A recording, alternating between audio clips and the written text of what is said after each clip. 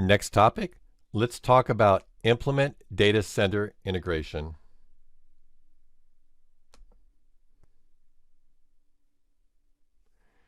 To be able to access Azure Stack Hub endpoints such as the portal, admin portal, and admin management APIs from outside Azure Stack Hub, the Azure Stack Hub DNS services with the DNS servers that host the DNS zones need to be integrated.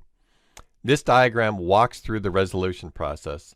The first link also describes how to configure resolution and delegation, so that's an important one to review.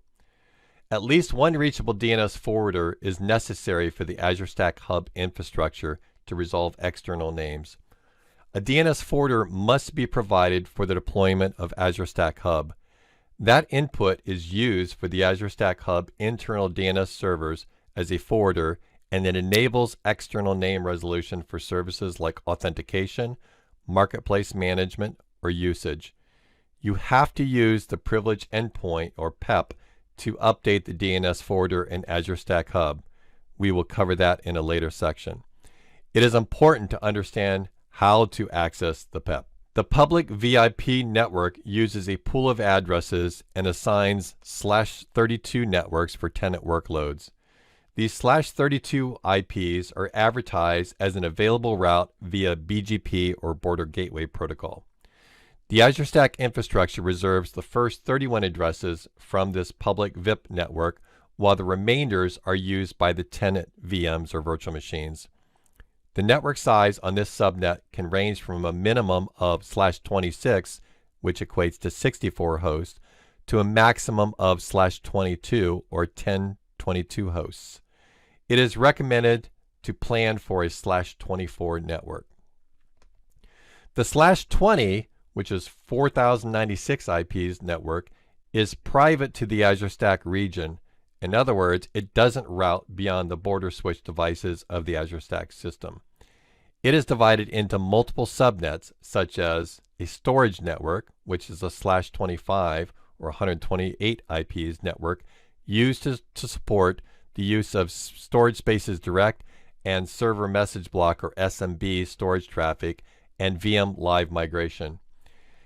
Internal virtual IP network, which is a /25 network dedicated to internal only VIPs for the software load balancer.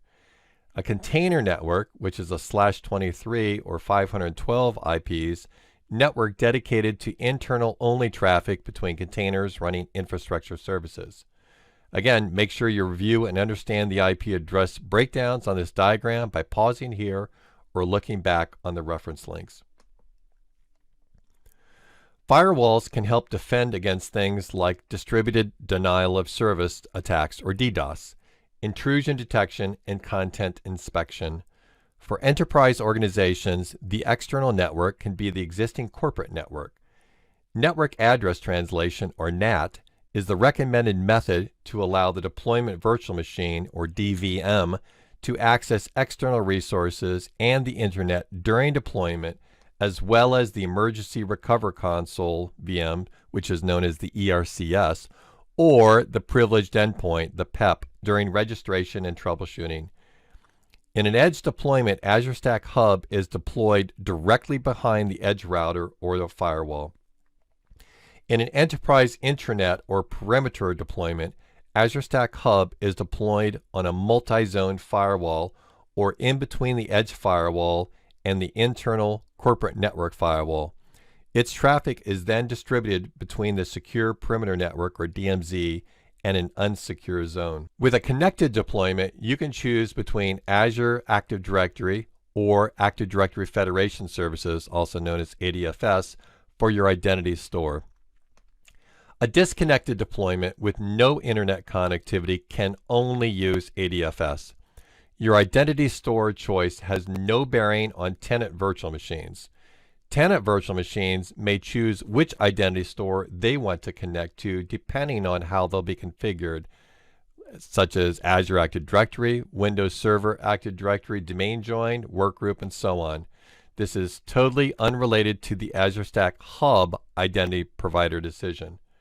So for example, if you deploy IaaS tenant VMs on top of Azure Stack Hub, and want them to join a corporate Active Directory domain and use accounts from there, you still can.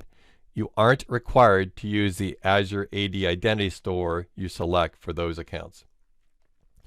Using Azure Active Directory for your identity store requires 2 Azure Active Directory accounts, a global admin account and a billing account. These accounts can be the same accounts or different accounts. Deploying with ADFS allows identities in an existing Active Directory forest to authenticate with the resources in Azure Stack Hub. This existing Active Directory forest requires a deployment of ADFS to allow the creation of an ADFS Federation Trust. To manage Role-Based Access Controller RBAC in Azure Stack Hub, the graph component must be configured. When access to a resource is delegated, the graph component looks up the user account in the existing Active Directory forest using the LDAP protocol. To further understand this graphic, make sure to read more on this ADFS link. There are 3 aspects of validating Azure Stack Hub's identity: Azure Active Directory, ADFS, and the graph. Use the Azure Stack Hub Readiness Checker tool, or AZ Readiness Checker, to validate all 3 of these scenarios. Validate your Azure Identity solution before you begin an Azure Stack Hub deployment. Make sure to review how these work with PowerShell and also the reporting and log option. You can use the Privilege Endpoint, or PEP, to update the time servers in Azure Stack Hub. Use a host name that resolves to 2 or more NTP or Network Time Protocol server IP addresses. Azure Stack Hub supports synchronizing time with only one time server. You can't provide multiple NTPs or network time providers for Azure Stack Hub to synchronize time with. Once you connect to the PEP or Privilege Endpoint, review the PowerShell commands to make these changes. Azure Stack Hub has a public infrastructure network using externally accessible public IP addresses assigned to a small set of Azure Stack Hub services and possibly tenant virtual machines. PKI certificates with the appropriate DNS names for these Azure Stack Hub public infrastructure endpoints are required during an Azure Stack Hub deployment. Azure Stack Hub by default also uses certificates issued from an internal Active Directory integrated CA or certificate authority for authentication between the nodes. To validate the certificate, all Azure Stack Hub infrastructure machines trust the root certificate of the internal CA by means of adding that certificate to their local certificate store. One of the key things to note on this article are all of the certificate requirements, so make sure to review those. Here's a couple definitely worth mentioning. One is access to a CRIL endpoint, which is the certificate revocation link, is required and only through HTTP. Self-signed certificates are not supported, and the certificate format must be a .pfx. You'll also want to review the mandatory versus optional PAS certificates. In either case, they must all share the same root authority for the global Azure Stack Hub endpoints. There are also specifics to know about SAN certificates, which are especially important when choosing your certificates wisely. Validating certificates, like many things in Azure Stack, uses the good old Azure Stack Hub Readiness Checker tool to validate that generated PKI certificates are suitable for pre-deployment. Before triggering the check, you must change the values of region name, FQDN, and identity system appropriate to the Azure Stack Hub environment. To see the complete details of these scripts, check these links. We already covered secrets rotation mentioned earlier, and it's the same reference link as exists in Thomas's blog I mentioned in the introduction. To start the secret rotation, you have to establish a PEP session. So this is something else you want to make sure, again, that you know well how to do. An additional point worth mentioning is that there are 2 phases of alerts triggered in the administration portal prior to expiration.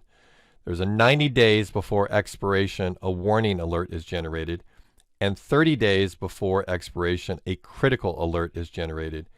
It's critical that secret rotation is completed before these notifications appear. Failure to do so can cause the loss of workloads and possibly Azure Stack Hub redeployment, which would be very costly. This section will show you all of the PowerShell commands nicely packaged together in blocks, so it's worth pausing the video at each point to stop and review the commands. I also commented before each command so you can understand what is about to execute in these pictures. You register Azure Stack Hub with Azure so Azure Marketplace items can be downloaded from Azure, and it will set up commerce data reporting back to Microsoft. After an Azure Stack Hub system is registered, usage is reported to Azure Commerce, and it will appear under the Azure Billing Subscription ID used for registration. Azure Stack Hub licensing terms will be violated if it isn't registered using the pay-as-you-go billing model. In addition to needing to know the subscription ID, the script will need rights to create an identity application in Azure Active Directory. To reduce the privileges, there is a process in the Azure Stack Hub's doc to create a custom role so you don't have to use the all-powerful global administrator. After the registration custom role is created, assign the role to the user account that will be used for registering Azure Stack Hub. 1. Sign in with the account with sufficient permission on the Azure Stack subscription to delegate rights, such as an owner or user access administrator. 2. In subscriptions, select Access Control or the IAM pane and add a role assignment. 3. In that role, you choose a custom role you created, such as Azure Stack Hub registration role. And 4. Select the users you want to assign that role. For a connected system, only EA, CSP, or CSP shared services subscriptions are supported for registration. If it's a CSP or a cloud service provider, they need to decide whether to use a CSP or APSS subscription. If you're not familiar with the differences, you'll want to review the link on CSP types. We did mention and show this in an earlier session. You can use the set-AZS registration to register Azure Stack Hub with Azure and enable or disable the offer of items in the marketplace and usage reporting. To run the commandlet, you will need a global Azure subscription of any type. To be signed into the Azure portal with an account that's an owner or contributor to that subscription.